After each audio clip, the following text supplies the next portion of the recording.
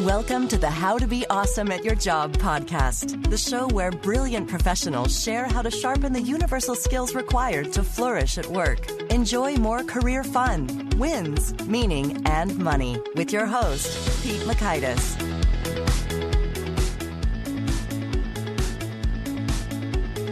Hello, and welcome to episode 33. I'm looking forward to sharing with you this guest, Victor Yocco, who's got a bit of a different feel than some of the other guests. Back in episode 19, I was chatting with Arel Moody about likability, so check that one out if you haven't already.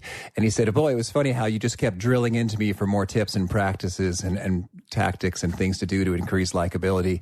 And I was like, well, yeah, that's kind of how I like to roll. He's like, yeah, some podcasters, all they care about is my personal story and journey and where I've been. It's like, oh, yeah, well, I like a little bit of that, but more so tactics. But what is it you, listener, prefer? You want to hear more story, personal, relatability stuff, or more principles, tactics, wisdom, knowledge, stuff to go do from these wise folks? So trying to dial into that right balance, and let me know. Pete at awesomeatyourjob.com. Shoot me an email with your feedback on this and every other point to make things more on point. So that's much appreciated. So here, Victor, we are going to hear a good bit of his personal story, and that's one of the first things we're going to chat through is the story of him and alcohol and getting out of alcoholism and implications he's discovered along the way as a designer when it comes to forming effective habits and breaking ineffective ones. Secondly, the power of teaming up with others to achieve your ambitions. And thirdly, how to use a design approach to construct and reach your career goals. So if you want to check out the show notes, the transcript, things mentioned, you can find that over at awesomeatyourjob.com/ep33. And if you want these takeaways faster, you can find that in the Gold Nugget email list. So just go ahead and sign up there while you're there at awesomeatyourjob.com. Quick bit about Victor. Victor is a Philadelphia-based research director, author, and speaker. He received his PhD from the Ohio State University, where he studied communication and psychology. Victor regularly writes and speaks on the application of psychology to design and addressing the design and tech culture of promoting alcohol use. He has written for A List Apart, Smashing Magazine, UX Booth, User Experience Magazine, and many more. He's the author of Design for the Mind, a book from Manning Publications on the application of principles of psychology to design. Here's Victor.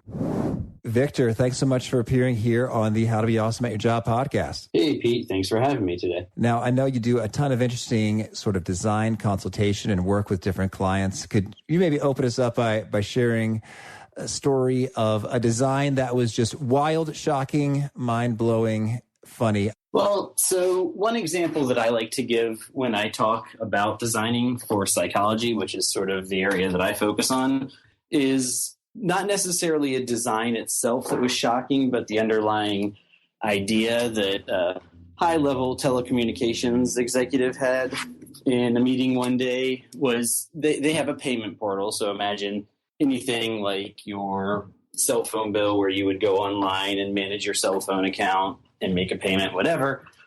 Well, the executive, the thing that he had stuck in his mind was that social media and being social is the be-all and end-all when it comes to product design. And so we have to make this a social experience. And in my mind, when you say something like that, you have to really understand why you want to make something social.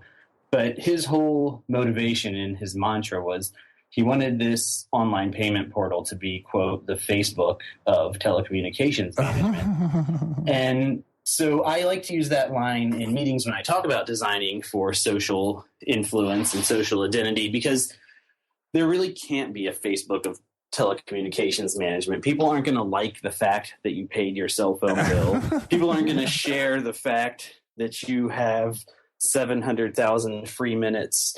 So these kind of experiences, to me, it really highlights how people grab onto one idea, but they don't understand the underlying nature. Facebook is good at what they do because their platform facilitates social relationships. Phone bills, while they might facilitate different types of social relationships, don't lend themselves to the same experiences that Facebook do. And there's other analogies, like with the banking world and financial technology. They're very curious to understand the future of digital banking. And so I like to make a joke about attaching Twitter to your bank account and like sending out a tweet like hashtag I'm broke. I just overdrew my account. Like, why would somebody want the option of tweeting about their account balance?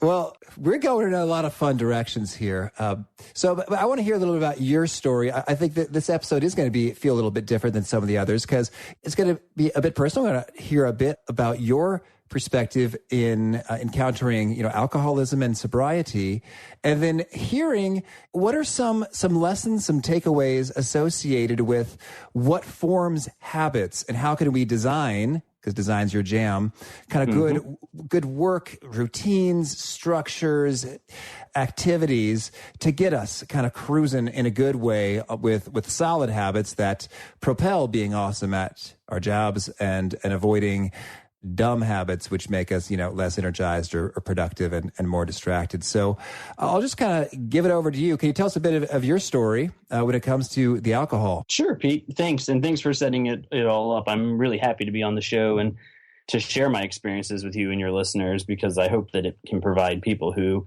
either find themselves in a situation that I was and am in, or know others in a similar situation, can offer support. And really, you and I were speaking before the episode that it's about a lot more than just alcohol, but it's about all the different habits and negative behaviors we sort of pick up as we go along in life that end up making it harder for us to be awesome at our jobs, be awesome at our lives, and accomplish the things we want. So my story is really that I tell people I've always abused alcohol, and that's whether I drink once a month or whether I drink 5 nights a week. The problem that I've had, and I didn't realize it at the time, was that I don't have an off button. So once I start drinking, my off button is becoming physically unable to continue drinking. So whether when I was young, when I was like in high school, and then when I was in college, my off button was throwing up. And I would often do that after a 6-pack or 10 beers or something, where you can feel foolish. You're probably going to be hungover the next day, at least in the morning.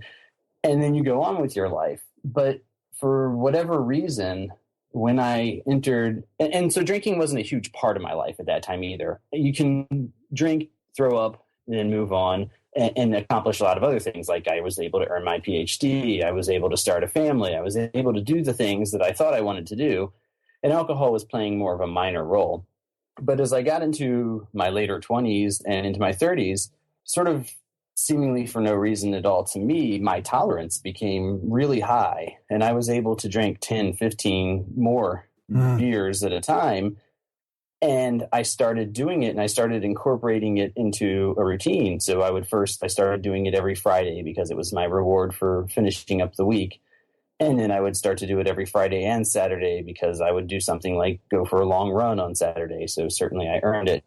And the hangovers weren't going along with it anymore. But what was starting to happen was drinking until I blacked out. And so I wouldn't have really clear or any memories of why I was in certain situations. And all of the horrible things that you attach to people who say they drink till they black out, you can also attach to me. I sent really mean texts and emails to people. I would wake up and I would have to apologize for breaking things, apologizing for ruining someone's party, apologize for a whole array of things that in my younger days, I never, ever thought I would be that person. And of course, when you're drinking, and I was starting to do this multiple times a week till you black out, it's very expensive. So I was spending a lot of money on it. Yeah. And then I was spending a lot of money replacing things that I would break when I was in a drunken stupor. And I was spending a lot of money on counseling because I was honestly taking my life to this dark and horrible place. And one of my closest companions was my fiance, and I was taking her down this spiral with me, and we were trying to make our relationship work. And so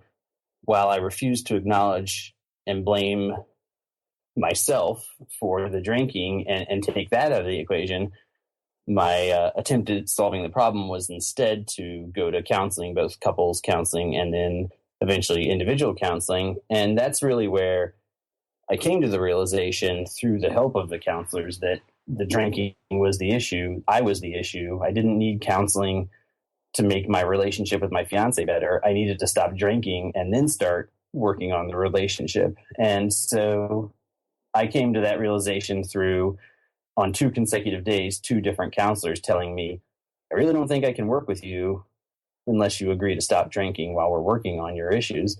And it sent a light bulb off in my head, which was these people who don't know me but know my story, and they don't know each other, are telling me the same exact thing, which is, I can't help you if you don't stop drinking, but on the other side of the coin, I can help you if you do stop drinking. And I felt like my life was just in a spot where it was worth it. I wanted to be successful in my personal life. I wanted to be successful in my professional life. I never thought I would be the person who was breaking things and being a blackout drunk. I never thought that I would be the person who would have a label like alcoholic or alcohol abuser. And all these things were very strange to wake up and try to embrace. And at the same time, I had set up my life around the drinking. And so it was super scary to think about. It wasn't as simple as, okay, stop drinking. To me, that sounded like stop living, stop having the life that you have. My life was focused on waking up, thinking about drinking, then starting to drink. And even the career that I had chosen, while having access to alcohol played no role in me choosing that career, design and technology and the startup culture that you hear people referencing is very focused on promoting the use of alcohol.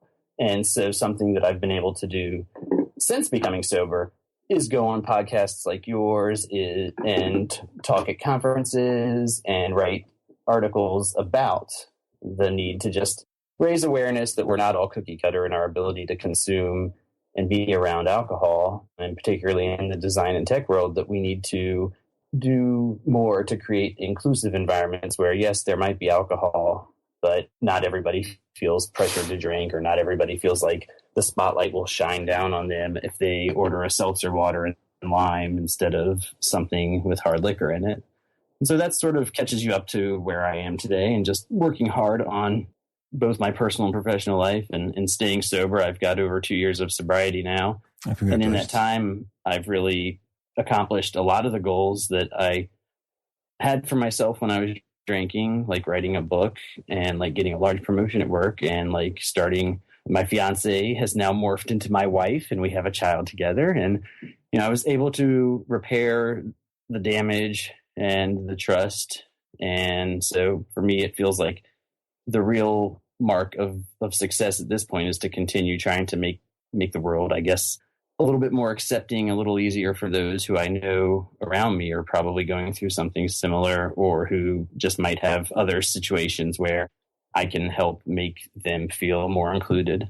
Oh, that's beautiful. Thank you. And congratulations.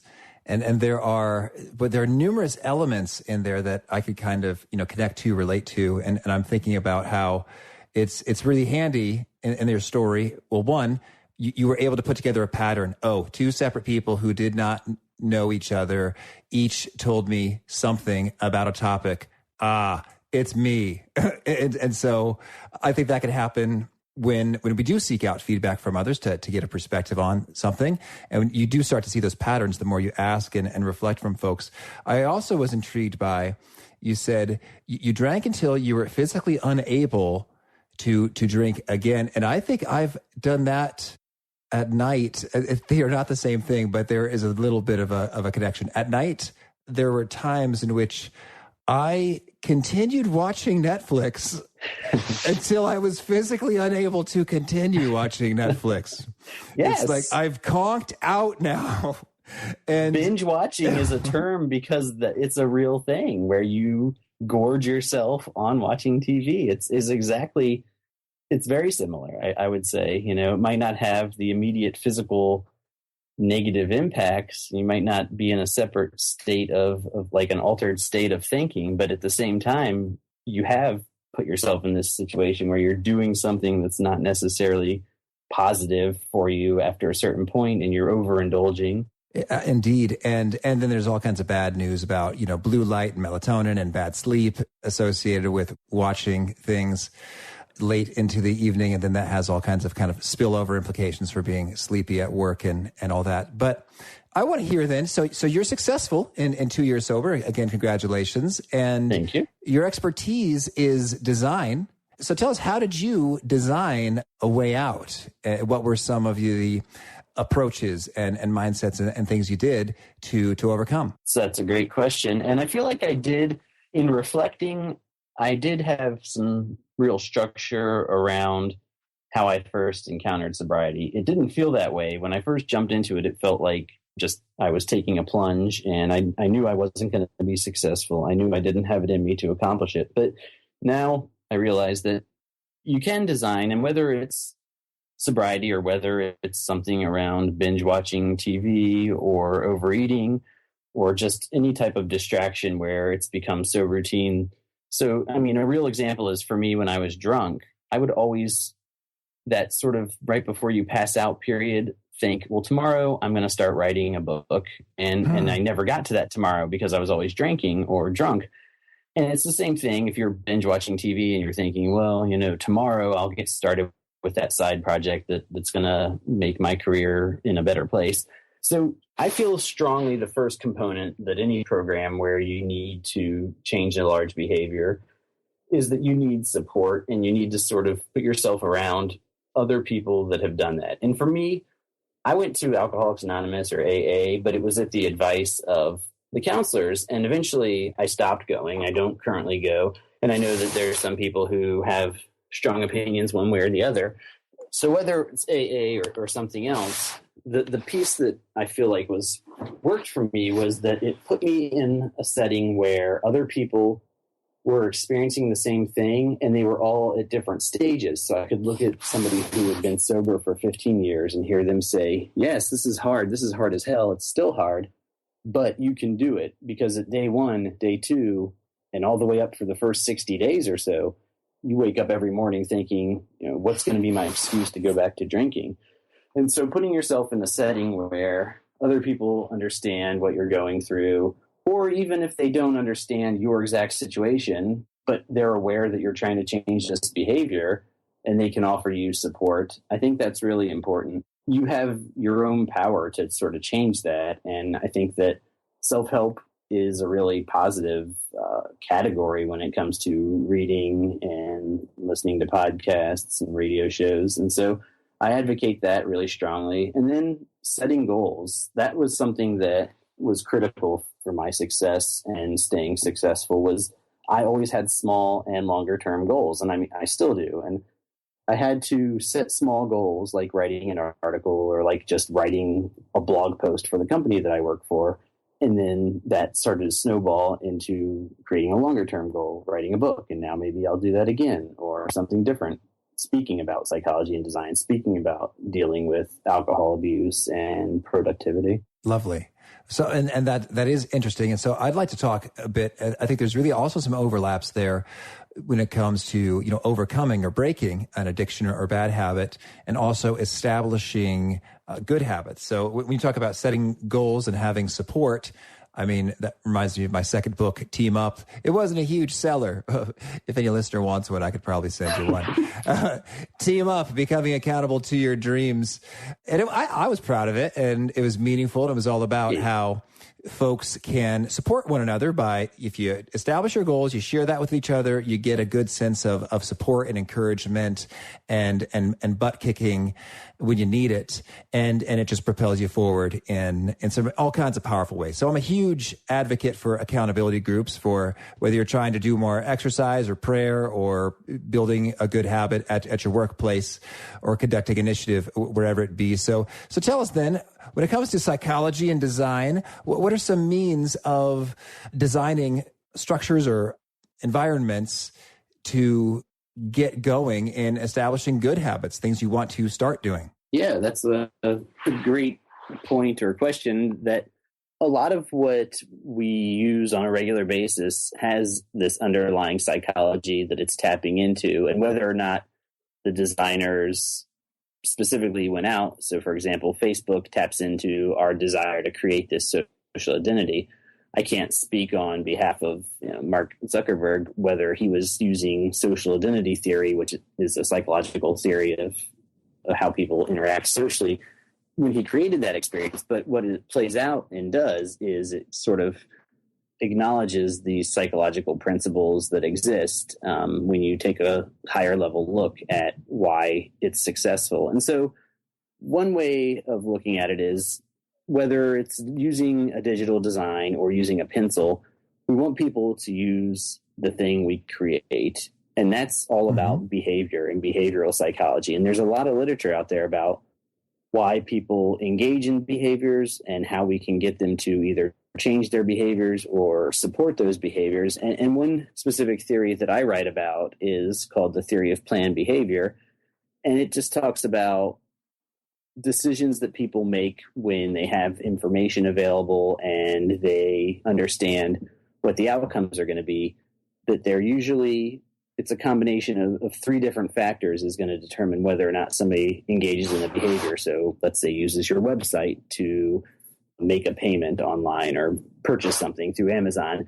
And one thing is going to be their beliefs about the outcome of that behavior. So do people have positive or negative beliefs about using Amazon? And how can you influence that? Or using your website, how can you influence their beliefs around whether or not the outcome of using your website is positive? So is it things like presenting them with information that shows how reliable your website might be, or how many other people have used it to accomplish a task, or how much money they're going to be saving based on using your website to purchase an item over another website? Or if maybe you're not selling something, but you're providing information. Well, why is this information something that somebody should need? How are you presenting it in a way that comes across as valid and trustworthy? So that's looking at everything from the aesthetics of your design and how pleasing it is to how readable and how understandable you're communicating to people.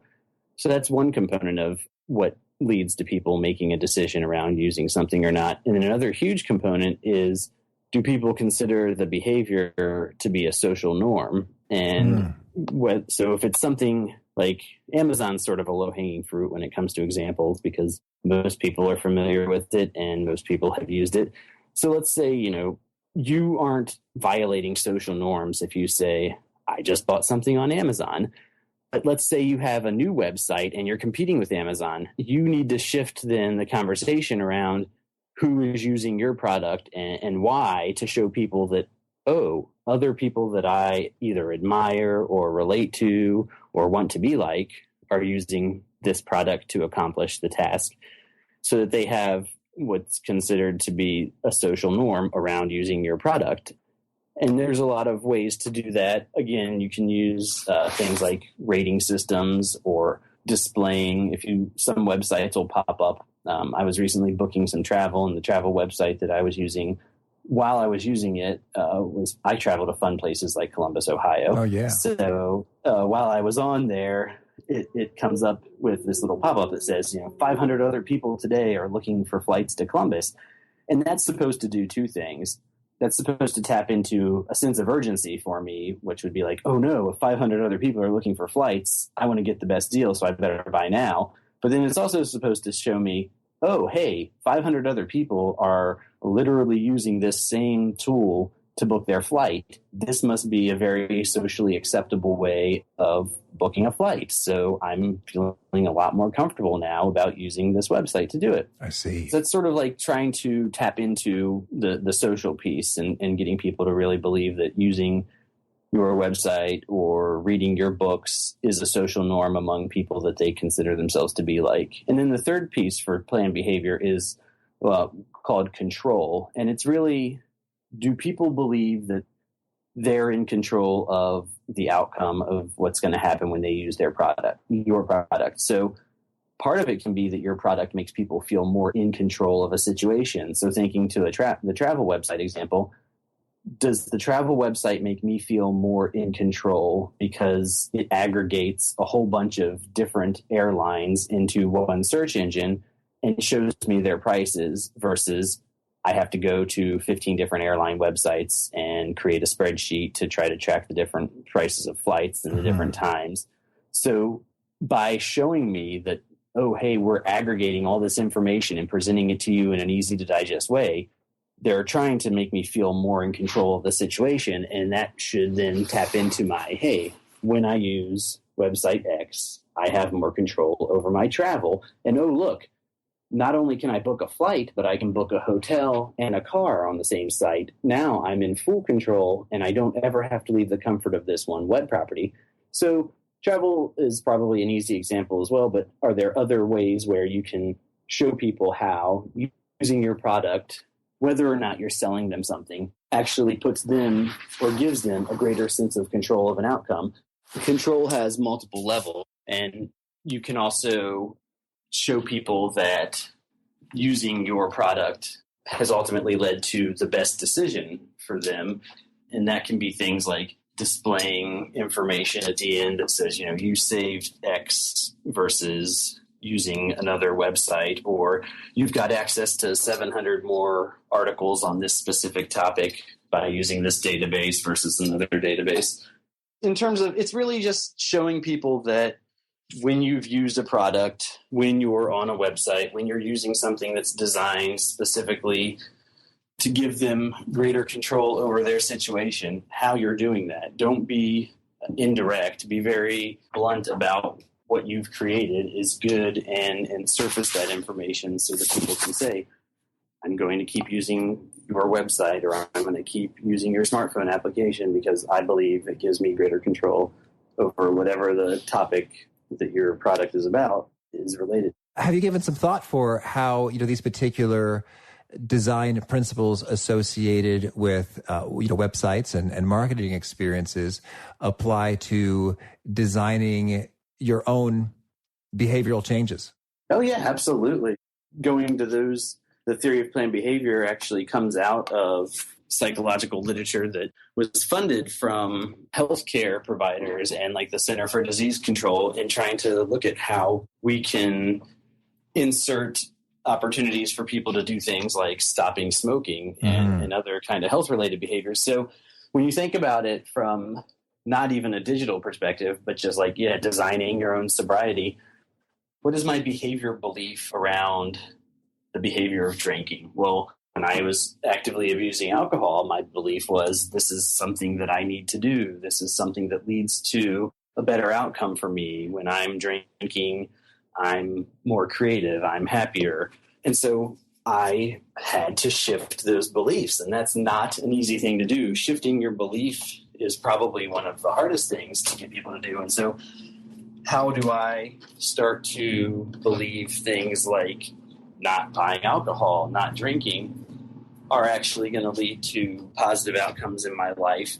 And how do I put myself in situations where I can start to realize that? And again, I think that's where the support really came into play, which was hearing other people's stories and knowing that the stress I was going through around not drinking was ultimately something that could be overcome, and that better things would happen as long as I stuck with it. And then that also contributed to the shift in the social norm, which is when I was drinking, everybody around me was drinking. And I still feel like that in a way, which is drinking is definitely a part of our culture, and it's something that we encounter on a daily basis. Different advertising and promotions around why people should drink. But when you start to go to support meetings and you start to meet people who have decided that sobriety is a part of their life, then you also start to shift your social norm around what people who don't drink do and why that can be a positive experience. And then control is really like, are you in control of your choice to drink or not drink? And what can you do to make yourself feel more in control of that decision? So is it, don't put yourself in situations where you're around drinking, don't ever have alcohol in the house, that kind of thing. Very good. Thank you. Well, so you tell me, before we shift gears to the fast faves, is there anything else you want to make sure you put out there with regard to, habit making or habit breaking? Well, one of the biggest things is just it doesn't happen overnight. And whether you're trying to quit drinking or quit smoking, or you're just trying to add 5 minutes of time every day for exercise or writing, you really need to stick with it for a longer period of time than just a few days. And if you're not successful the first time, try to pull back and understand why and what you can do the next time you try to change your habit to make it more likely to be successful. And there's a lot of little tips from psychology that you can try to incorporate. And some of those are covered in my book, and a lot of them exist in the psychological literature, and they're sometimes hard to understand, but they are out there. Okay. And a favorite study or piece of research? Something that I feel like comes up often, and we didn't discuss on this call, but is very relevant in terms of the content of my book, and one of my favorite chapters that I wrote about is a study from 1979 on prospect theory, and it's actually really relevant still today, and it's by two researchers in economics called Kahneman and Tversky are their last names, and they really look at how people make decisions when they don't have all the information, or what they call risky decisions, and their conclusion is that people don't make great decisions. They use a lot of mental shortcuts called heuristics, and you can really use heuristics to your advantage, either in design or in everyday life. And that would be a whole other topic of conversation that we could talk about for hours, because there's 20 or 30 heuristics that researchers have identified. But a great place to start around that is Kahneman and Tversky's 1979 article in the journal Econometra. I cannot pronounce the name of the journal. And how about a favorite book? A favorite book? Well, one that I read recently that is not brand new by any stretch is Outliers by Malcolm Gladwell. And what he talks about in that is how we sort of define success and how people become successful through thousands and thousands of hours of practice. But also, one of the messages I take away from reading the book is that success is very much dependent on societal factors, and that as a society we can do more to help people become successful. And so it's a nice reminder that we all play a role in creating success, both for ourselves and others. And how about a favorite tool, whether that's a website or hardware or software, something that you find pretty handy? Sure. So something that I've been using lately at the workplace is Slack. And for whatever reason, Slack has been the one instant messaging tool that's really stuck where I've worked. And over the past 3 years or so, we've probably tried 5 or 6 different things, and Slack was what hit the nail on the head. So, okay. And how about a favorite habit, a personal practice of yours that's been very effective? All right. Well, the one thing I do that I have been doing on a daily basis for well over a year, I really wish I could remember where I read it initially, because I'd like to give credit to the person whose idea it was. But I read a blog, like a quick little post about how you can make yourself better or experience more success. And the person's philosophy was you need to do 3 things a day to put yourself out there. And whether that's asking 3 people to be a new connection on LinkedIn, or pitching 3 new places to write an article, or 3 new podcasts to appear on. I've been doing that for well over a year. And if you turn around that number, 3 a day is very small, but that's over 1,000 new things you've tried to do over the course of a year. And even if only 10% of those come through, that's 100 new opportunities, or 100 new connections, or 100 new potential things that will keep you moving forward towards your goals in life. So, some days I do a lot more than others, but I'm always writing emails. I'm always writing new articles. I'm always trying to generate 3 new things a day. Oh, cool. And how about the best way to find you if folks want to learn more and get in touch? Well, I'm very easily found using my name. And so on Twitter, which I tweet somewhat, I'm at Victor Yocco, and that's VictorYocco. And if you ever want to send me an email, I respond to personal emails, because I think it's something that it's nice when people reach out. And when I've written some of the articles that I've written around, especially around alcohol, I've had quite a few people reach out to me, and I try to respond to everybody individually. And it's victoryocco@gmail.com, VictorYocco. And then also my personal website is victoryocco.com.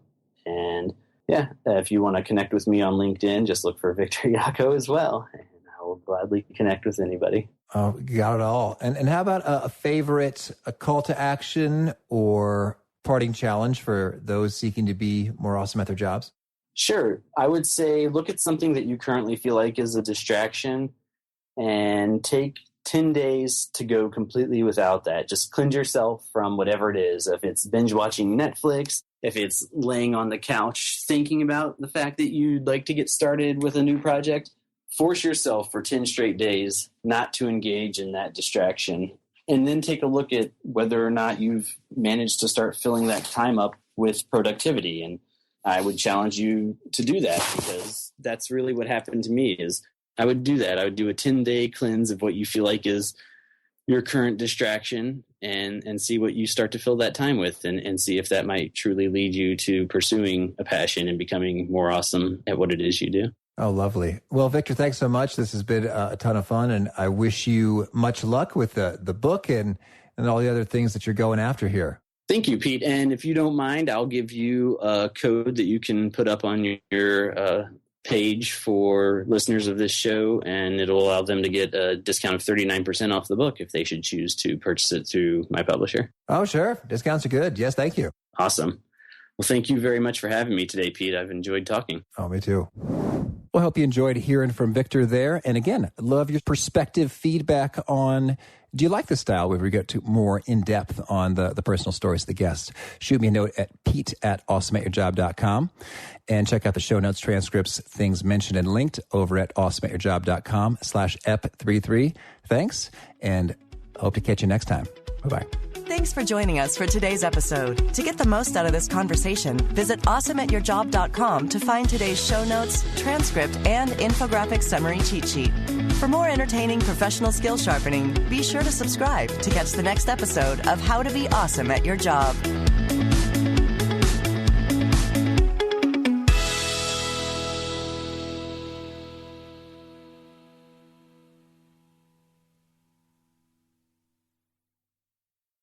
One, 2, 3, 4. Those are numbers. But you already knew that. If you want to know what number you're going to pay each month for your car, use Kelley Blue Book My Wallet on Auto Trader. They're really good at numbers. Auto Trader.